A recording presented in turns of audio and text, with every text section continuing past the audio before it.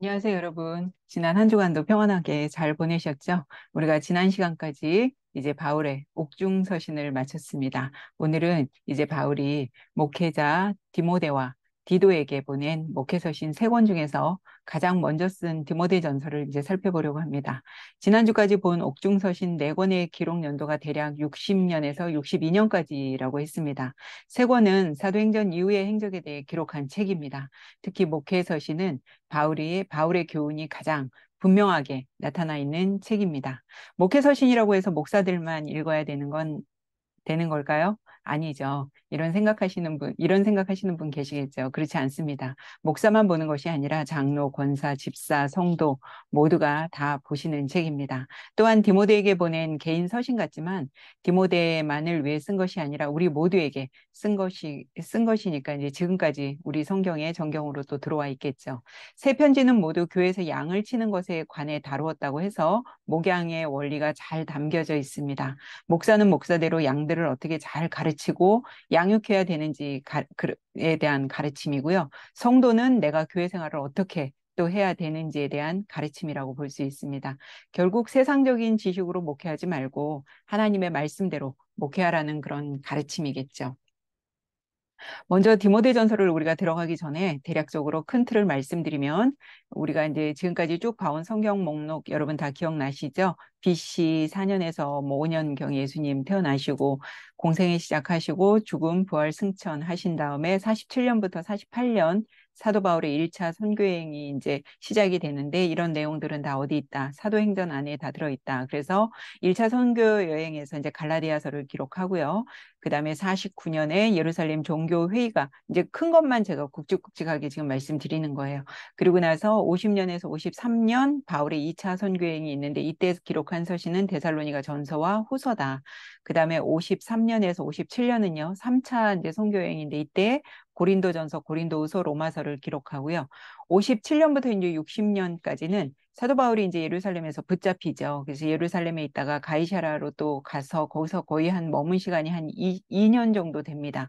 그리고 나서 결국 사도 바울이 이제 로마의 황제에게 상소한 걸로 인해서 사도 바울이 이제 로마로 가게 됩니다. 그래서 60년에서 62년경에 이제 로마 감옥에 갇히게 되는데 이때가 이제 1차 로마 감옥입니다. 1차 로마 감옥이라는 것은 2차도 이제 로마 감옥에 갇힌다는 얘기겠죠. 그래서 1차 감옥에 쓴 서신이 뭐냐면 빌립보서, 빌레몬서, 골로새서, 에베소서까지 우리가 지난 시간에 봤습니다. 근데 62년까지 이제 1차 로마 그 가택연금 상태에 있다가 62년부터 한 66년, 한 4년 동안 사도 바울이 잠시 풀려나게 됩니다. 그래서 이때를 이제 사도 바울이 쭉 이제 자유의 몸이 된 거죠. 그래서 62년부터 66년까지 거의 4년 동안 자신이 그동안 개척한 교회라든지 뭐 그런 것들을 다 돌면서 마게도니아와 소아시아 지중해 연안을 두루다니며 이제 복음을 전합니다. 그리고 선교를 하는 거죠. 그래서 이것을 우리가 소위 4차 선교 여행이라고 합니다. 한 가지 알아두셔야 할 것은 이때 목회 서신 세 권을 다 쓴 것이 아니라 이때 발생한 서신은 거기 표시돼 있죠. 4차 선교 여행에서는 디모데 전서와 디도서 두 권을 기록한 겁니다.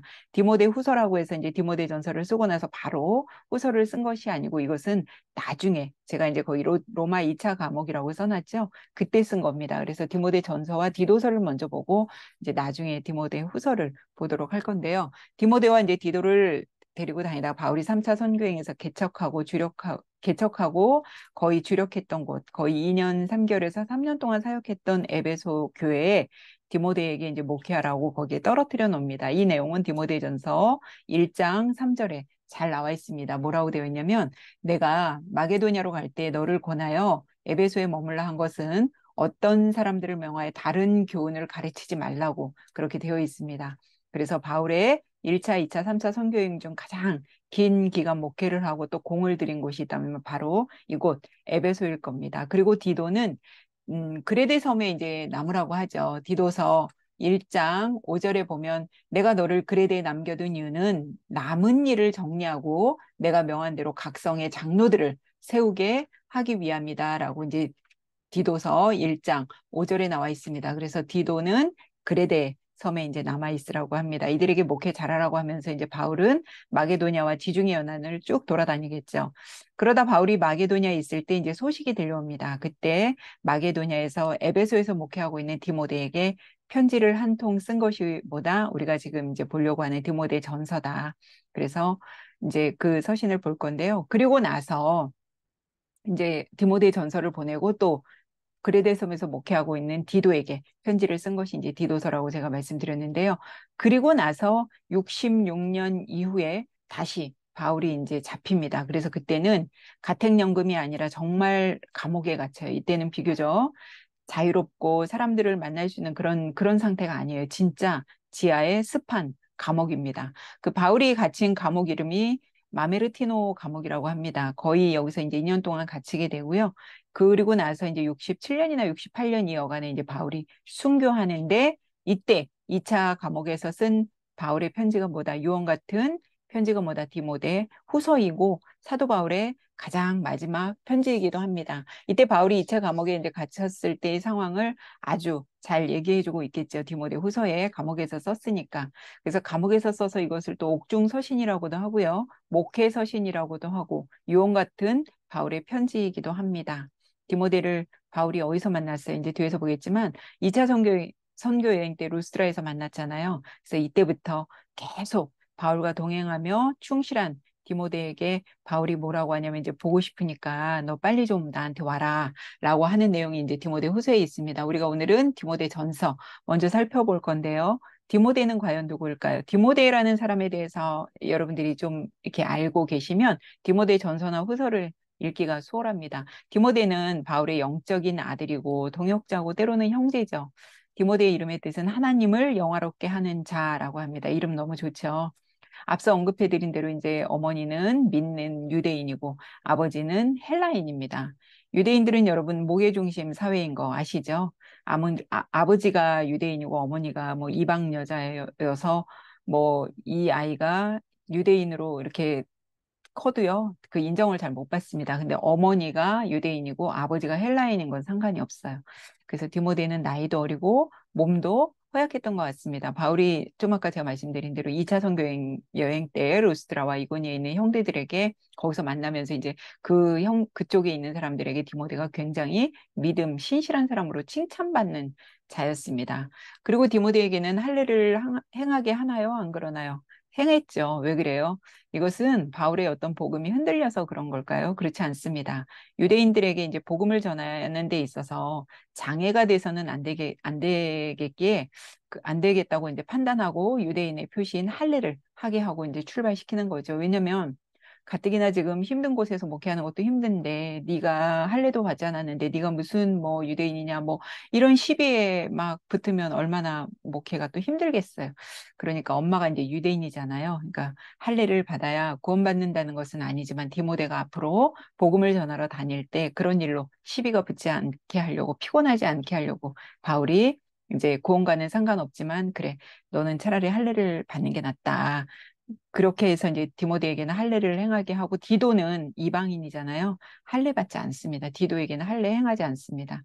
그래서 디모데가 2차 때부터 어렸을 때부터 엄마 무릎에서 성경을 배웠지만 또 2차 때부터 바울 옆에 쫓아다니면서 얼마나 바울에게 복음에 대해서 말씀을 제대로 잘 배웠겠어요. 그러니까 디모데를 이 에베소가 세상 학문이 굉장히 뛰어난 곳이라서 이곳에 남겨둔 이유입니다. 이런 거 보면 이제 사람을 정말 적재적소에 잘 배치하는 것도 굉장히 리더로서 중요하다는 거 여러분 아시겠죠? 근데 성경을 읽어본 바울이 권면하는 이제 디모데에게 권면하는 걸 보면 바울이 굉장히 내성적이고 좀 차분한 제가 이제 차분한 성격이라고 했는데 소심한 사람은 아니었나 싶습니다.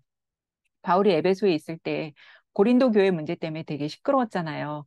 그때 바울이 처음에 누굴 보냈냐면 디모데를 보냈어요. 근데 바울이 디모데를 보내면서 고린도전서 16장 10절에 보면 뭐라 그러냐면 디모데가 이르거든 너희는 조심하여 그로 두려움이 없이 하라. 그런 당부까지 합니다.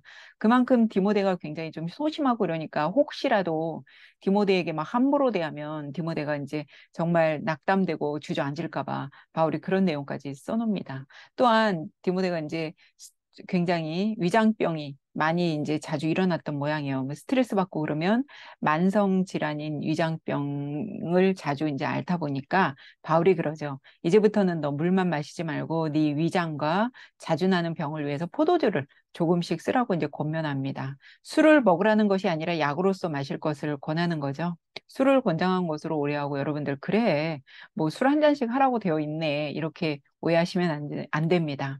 실제로 제가 예전에 이스라엘 성지순례 갔을 때 보니까 이스라엘 사람들이 어떤 위장이나 배탈, 설사가 났을 때 의사 처방이 그 약간의 포도주와 우리나라 그 과자 무슨 바나나킥 같은 그런 과자였던 것 같아요. 그런 걸 먹으라고 이렇게 처방을 내려준다고 저도 들었습니다. 그래서 그렇게 이제 포도주와 약간의 포도주와 그 과자를 먹으면 설사도 멈추고 위장도 좋아진다고 합니다. 그래서 아마도 바울이 그렇게 권한 건 아닌가 싶습니다.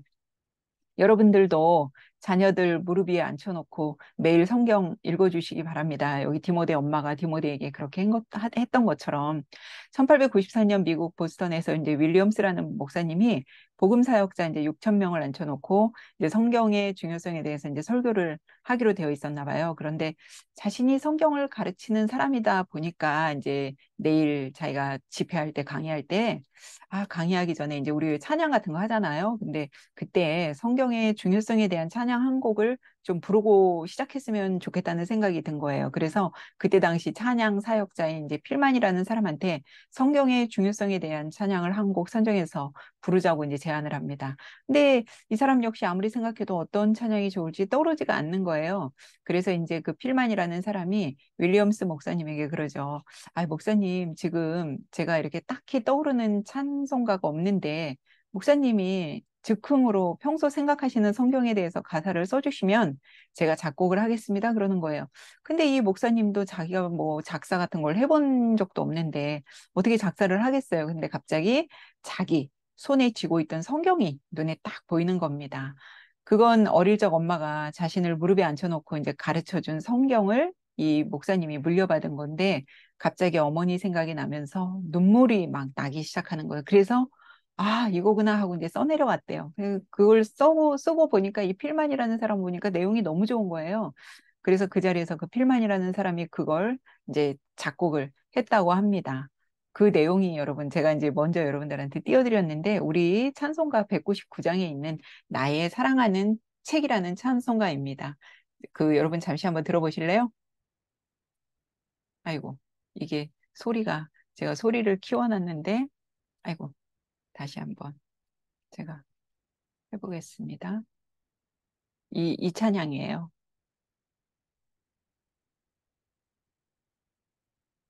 이게 음성이 안 나오네. 일단 여러분 이거 어떤 노래, 어떤 찬송인지 아시겠죠? 요거라는 거. 그래서 여러분들 자녀들 무릎에 앉혀놓고 성경 꼭 가르쳐 주시기 바랍니다. 우리가 이렇게 제가 여러분들한테 이렇게 성경 가르쳐 드리잖아요. 그러면 여러분들이 듣고 그냥 흘려버리지 마시고 꼭 누구에게든 좋습니다. 자식에게든 이웃집 사람에게든 누구에게든 좋습니다. 여러분 꼭 해보시기 바랍니다. 디모데는 이제 신약 성경에서 여러 바울 서신의 인사말에 포함되어 공동 저자로 등장하죠. 그 서신이 이제 데살로니가 전서, 후서, 고린도후서, 빌립보서, 빌레몬서, 골로새서에 이 디모데의 이름이 언급이 되는 것을 알 수 있습니다. 바울이 디모데에게 왜 이 편지를 썼는지 우리가 기록 목적을 꼭 알아야 됩니다. 바울이 3차 선교 여행 끝나고 디모데를 에베소에 이제 남겨두죠.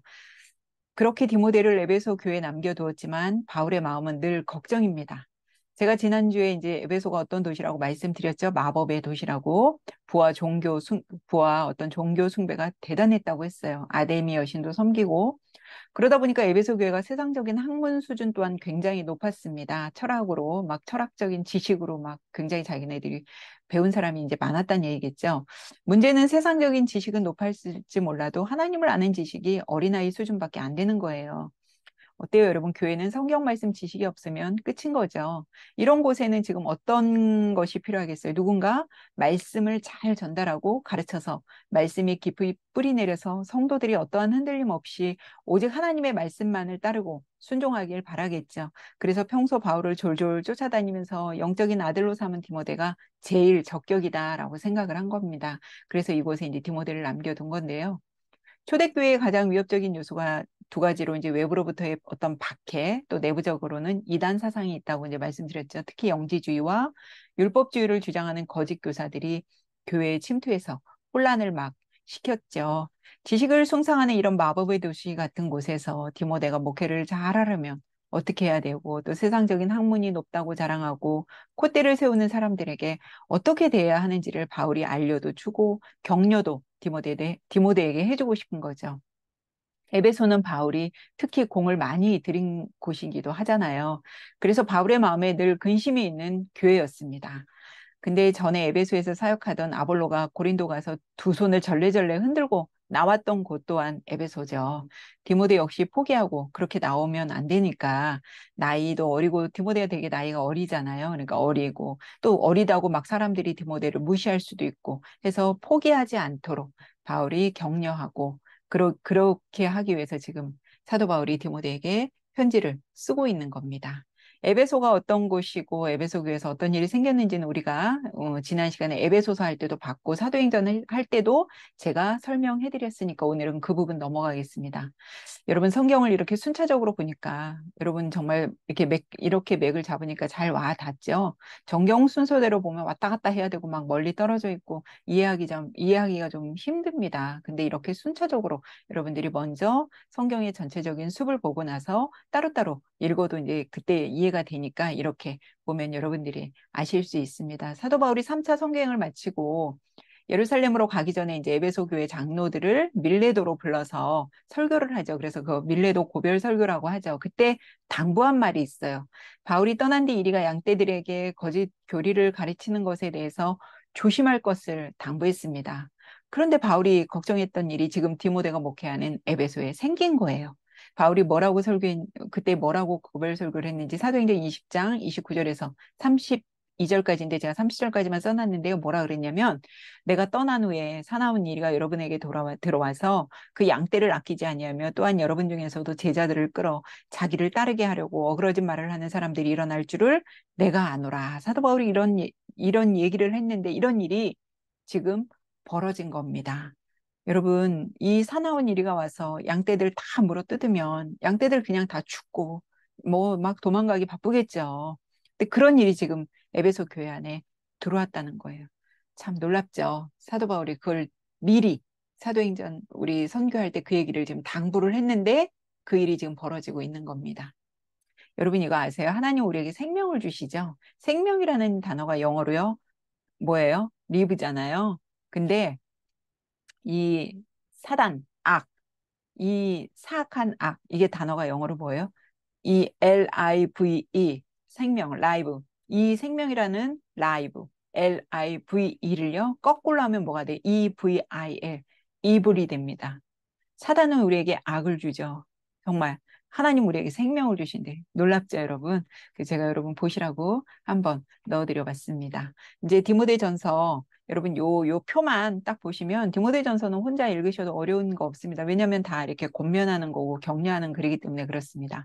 1장부터 이제 6장까지 안에 있는 내용 중에 제가 순서대로 여러분들한테 이렇게 쭉 표시해놨는데 1장에는 인사말과 거짓 교리에 대한 경고하는 겁니다. 아까 1장 3절 우리가 읽어본 것처럼 내가 너한테 편지를 보낸 배경, 내가 마게도냐에 있을 때 갈 때 너를 에베소에 머물라고 한 거, 그 다음에 이제 편지를 보낸 내용이 있고 바울의 과거, 야 나도 예전에는 박해자였고 비방자였고 나도 막 예수 믿는 사람 죽이던 그런 사람이야. 내가 죄인 중에 정말 내가 괴수였는데 내가 어떻게 이렇게 복음을 전하러 다니는 사람이 되었냐? 그것은 하나님의 은혜고 하나님의 긍휼을 입음으로 내가 이런 사람이 됐다. 라고 이제 바울이 그런 얘기 해주고 나면 디모데가 와, 내가 정말 따르고 존경하는 스승도 그랬던 사람이구나. 얼마나 위안이 되겠어요. 그다음에 2장은 기도에 대한 가르침입니다. 여기서 이제 2장 1절 보면 간구와 기도와 도고라는 건 이제 중보기도를 말하는 거예요.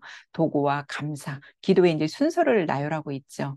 그리고 이제 당시 디모데가 살았던 소아시아는요. 새로운 이제 로마죠. 로마가 통치를 하고 있었지만 문화는 어떤 문화를 쓰고 있는 거예요? 헬라 문화를 받아들인 거죠.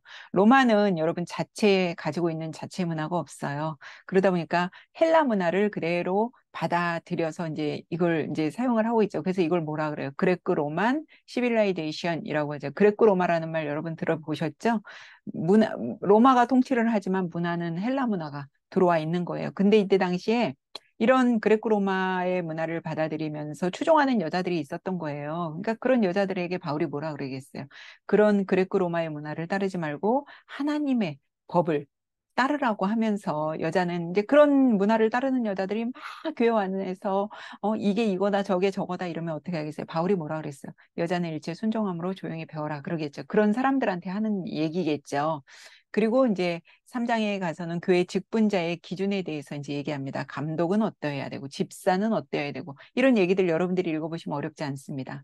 여기가 에베소 교회가 세상적인 학문이 아무리 뛰어나다고 이제 함부로 세상적인 학문이 뛰어나다고 해서 함부로 그런 사람들이 막 저 사람 대단해. 뭐 예를 들면 지금으로 말하면 이 사람 박사야. 뭐 이런다고 해서 그 사람 뭐 믿음도 아직 없는 사람한테 막 뭐 어떤 직분 주면 되겠어요? 그렇지 않죠. 세상 학문이 아무리 뛰어나더라도 하나님 이 교회 안에서 믿음 생활 안에서 내가 지금 받아들이는 내가 이 믿음 생활을 어떻게 하는지 그걸 봐야 되는 거예요. 그리고 사장에 가서는 거짓말하는 자들에 대한 교훈이죠.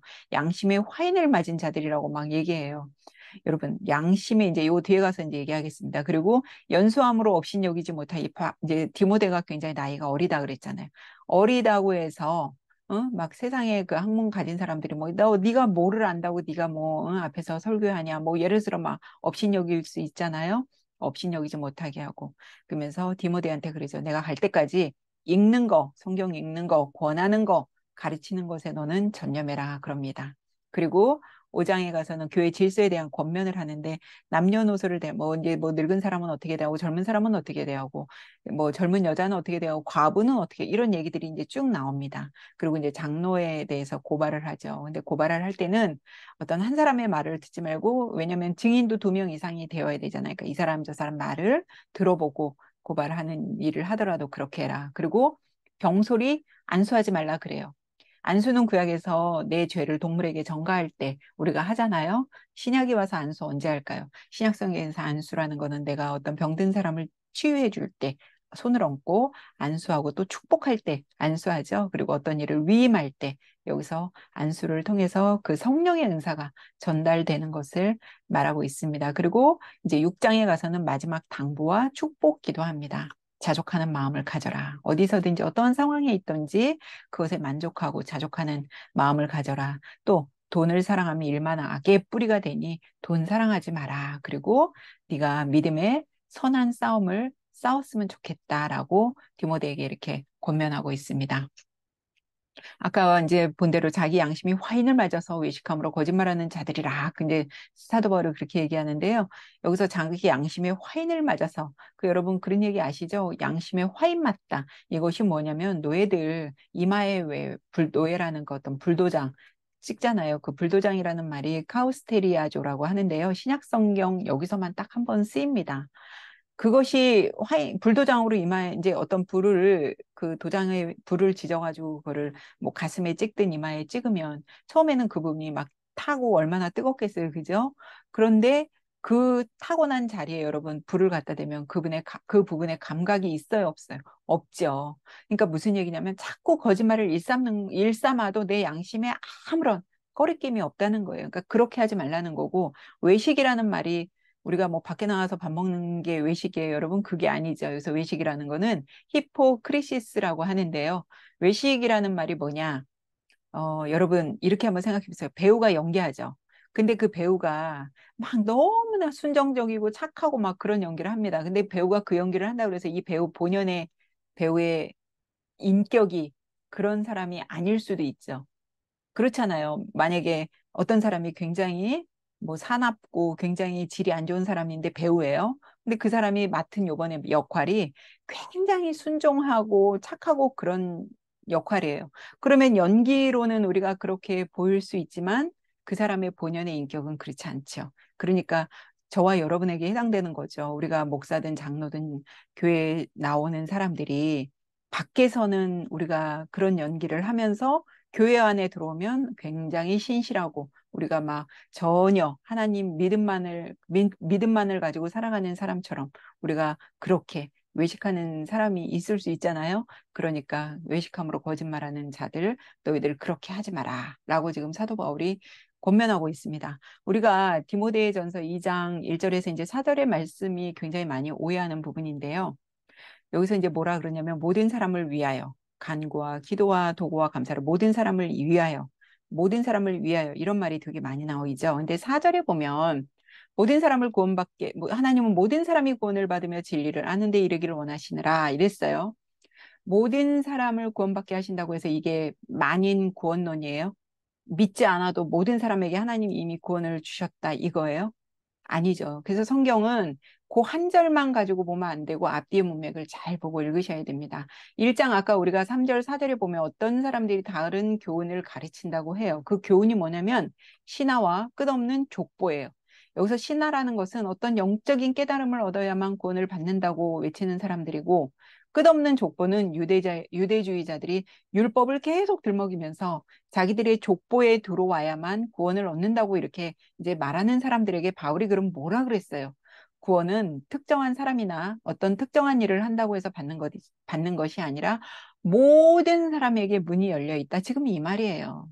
그래서 하나님은 모든 사람을 구원하신다가 아니라 하나님은 모든 사람을 구원하기 원하신다. 이렇게 여러분 알아들어야겠죠. 그래서 이런 말씀 가지고 오해하시는 분들이 있는데 그렇지 않습니다. 이 말씀 가지고 뭐, 그럼 예수 안 믿어도 되네. 하나님 모든 사람에게 구원 주시네. 이렇게 하시면 안 된다는 거예요. 그렇게 가르는 사람들을 향해서 사도 바울은 모든 사람에게 대해서 문이 열렸다. 지금 그 얘기를 하는 겁니다. 그래서 6장의 이제 마지막 단락은 유언처럼 이제 보이는데 하나님의 사람 디모데가 어떻게 사역해야 하는지를 지도하고 있습니다. 믿음의 선한 싸움을 싸우고 영생을 취하라고 이제 명령하고 있죠. 디모데의 사역을 추수해오는 토대가 누구라는 거예요? 예수님인 것을 명심하라고 이제 선언하는 거죠. 물론 이 구원 사역의 모든 과정은 하나님이 주도하는 거죠. 디모데뿐만 아니라 우리 모두의 지향점은 믿음의 선한 싸움을 싸워야겠죠. 6장 11절에서 12절 읽어보겠습니다. 오직 너 하나님의 사람아 이것들을 피하고 의와 경건과 믿음과 사랑과 인내와 온유를 따르며 믿음의 선한 싸움을 싸우라. 영생을 취하라. 이를 위하여 내가 부르심을 받았고 많은 증인 앞에서 선한 증언을 하였도다. 아멘. 바울의 당부입니다. 또한 6장 11절에 보면요. 하나님의 속성을 가장 생생하게 묘사한 장면이 나오죠. 오직 그에게만 죽지 아니함이 있고 잘 들어보세요. 가까이 가지 못할 빛에 거하시고 어떤 사람도 보지 못하였고 또 볼 수 없는 이시니 그에게 존귀와 영원한 권능을 돌릴지어다. 아멘. 그렇죠? 하나님 그분에게만 죽지 않으면 영원하시잖아요. 우린 가까이 가지 못할 빛에 거하시고 우리가 가지 못할 빛에 거 누구도 우리 하나님 보지 못하죠. 볼 수도 없고 그에게 존귀와 영원한 권능을 돌릴지어다. 아멘. 편지를 마무리하면서 바울은 은혜가 함께하기를 기원하면서 디모데에게 두 가지를 부탁합니다. 하나는 헛된 말, 그리고 거짓된 지식의 반론을 멀리하라는 겁니다. 그것은 가짜 명패를 붙이고 진짜 행세를 한다는 아까 그 외식 그거죠. 그래서 요 두 가지 헛된 말과 거짓된 지식의 반론을 피하라고 이제 부탁을 하면서요. 디모데에게 보내면서 6장 마지막 끝절을 보면 이것을 따르는 사람들이 있어 믿음에서 벗어났느니라. 은혜가 디모데와 함께 있을지어다 이렇게 돼 있어요? 아니죠. 너희와 함께 있을지어다 그러죠. 개인적으로 보낸 서신 같지만 21절 끝절에 보면요. 바울이 이것을 우리에게도 따를 것을 부탁합니다. 왜? 너희와라고 분명히 이렇게 돼 있잖아요. 그래서 사도 바울이 디모데에게 개인적으로 보낸 서신이지만 우리에게도 해당이 된다는 거. 그 다음에 이제 끝으로 예수님이 왜 우리의 소망일지 두 가지 때문에 그렇습니다. 그분이 첫째는 우리를 위해서 하신 일 때문에 그 일이 뭐예요? 십자가죠. 그리고 두 번째는 우리를 사랑하시는 그분의 인격 때문입니다. 하나님의 긍휼하심으로 우리가 이렇게 구원받을 수 있는 거죠. 하나님은 우리에게 전부를 원합니다. 그래서 제가 밑에 써놨죠. all or not. 전부 아니면 아니에요. 여러분 이렇게 생각하면 금방 이해가 될 것 같아요. 남편이 나를 한번 한 80%만 사랑하고 옆집 여자를 남편이 20% 사랑한다고 한번 가정해봐요. 옳겠어요? 그렇지 않죠. 남편은 나에게 100% 사랑을 해줘야 하고 나 또한 남편만을 100% 사랑해야 하는 것처럼 하나님도 우리에게 100%올 사랑받기를 원하십니다. 그러니까 올이 아니면 아닌 거예요. 하나님은 하나님과 우리의 사이는 굉장히 배타적이고 절대적이고 독립적이잖아요. 왜? 하나님과 우리를 뭐로 표현해요? 신랑과 신부로 표현하잖아요. 그러니까 모든 것을 원하신다는 그런 얘기를 하고 있습니다. 그래서 결국 이제 목회는 생명을 구원하는 것이고, 목회의 생명은 뭐다? 경건입니다. 그래서 오늘 이렇게 우리가 디모데전서 살펴보았는데요. 이제 다음 시간에는 디도서와 디모데후서 이제 같이 볼 것입니다. 내용이 그렇게 길지 않기 때문에 디도서, 그다음에 마지막 사도 바울의 유언, 디모데후서 함께 보도록 하겠습니다. 한 주간도 여러분 건강하시고 요즘 아침 저녁으로 그래도 선선하죠. 그래서 여러분 건강 잘 챙기시고 우리는 다음 시간에 뵙겠습니다. 수고 많이 하셨습니다.